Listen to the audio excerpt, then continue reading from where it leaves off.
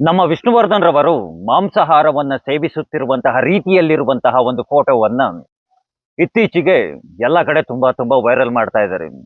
ಅದ್ರ ಮೇಲೆ ಏನಂತ ಬರೆದು ವೈರಲ್ ಮಾಡ್ತಾ ಇದ್ದಾರೆ? ಬಾಡು ನಮ್ ಗಾಡು ಅಂತೆಲ್ಲ ಬರೆದು ಆ ಫೋಟೋವನ್ನ ತುಂಬಾ ತುಂಬಾ ವೈರಲ್ ಮಾಡ್ತಾ ಇದ್ದಾರೆ. ಅಂದ್ರೆ ಇವರ ದುರುದ್ದೇಶಗಳೇನು? ಅಲ್ಲಿ ವಿಷ್ಣುವರ್ಧನ್ ರವರು ಮಾಂಸಾಹಾರವನ್ನ ಸೇವಿಸ್ತಾ ಇದ್ದಾರೋ ಸೇವಿಸ್ತಾ ಇಲ್ವೋ ಅದು ಬೇಕಾಗಿಲ್ಲ. ಬ್ರಾಹ್ಮಣನಾದ ವಿಷ್ಣುವರ್ಧನ್, ಮತ್ತೊಮ್ಮೆ ಕೇಳಿಸ್ಕೊಳ್ಳಿ, ಬ್ರಾಹ್ಮಣನಾದ ವಿಷ್ಣುವರ್ಧನ್ ಮಾಂಸವನ್ನ ಸೇವಿಸ್ತಾ ಇಲ್ವಾ ಅಂತ ತೋರಿಸುವಂತಹ ದುರುದ್ದೇಶ. ಅಂದ್ರೆ ಒಂದು ಬ್ರಾಹ್ಮಣ ಜಾತಿಯನ್ನ ಟೀಕೆಯನ್ನ ಮಾಡುವಂತಹ ದುರುದ್ದೇಶದಿಂದ ಇಲ್ಲಿ ನಮ್ಮ ಡಾಕ್ಟರ್ ವಿಷ್ಣುವರ್ಧನ್ ರವರನ್ನ ಬಳಕೆಯನ್ನ ಮಾಡ್ಕೊಳ್ತಾ ಇದ್ದಾರೆ. ಈ ರೀತಿಯಾಗಿ ನಮ್ಮ ಡಾಕ್ಟರ್ ವಿಷ್ಣುವರ್ಧನ್ ರವರ ಫೋಟೋವನ್ನ ಬಳಕೆಯನ್ನ ಮಾಡ್ಕೊಳ್ತಾ ಇರೋಂಥವ್ರು ಯಾರು? ಯಾರೆಲ್ಲ ಪ್ರತಿದಿನ ಬೆಳಗ್ಗೆ ಎದ್ರೆ ಬುದ್ಧ, ಬಸವ, ಅಂಬೇಡ್ಕರ್ ಅಂತ ಯಾರು ಭಾಷಣಗಳನ್ನ ಹೊಡಿತಾ ಇರ್ತಾರೋ ಅಂತವ್ರೇನೆ ಅವರ ಫೋಟೋವನ್ನ ವೈರಲ್ ಮಾಡ್ತಾ ಇರೋಂತಹದ್ದು.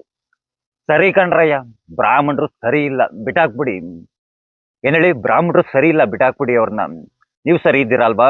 ಪ್ರತಿದಿನ ಬುದ್ಧ, ಬಸವ, ಅಂಬೇಡ್ಕರ್ ಅವರ ಬಗ್ಗೆ ಮಾತನಾಡ್ತಿರ್ತೀರಲ್ಲ.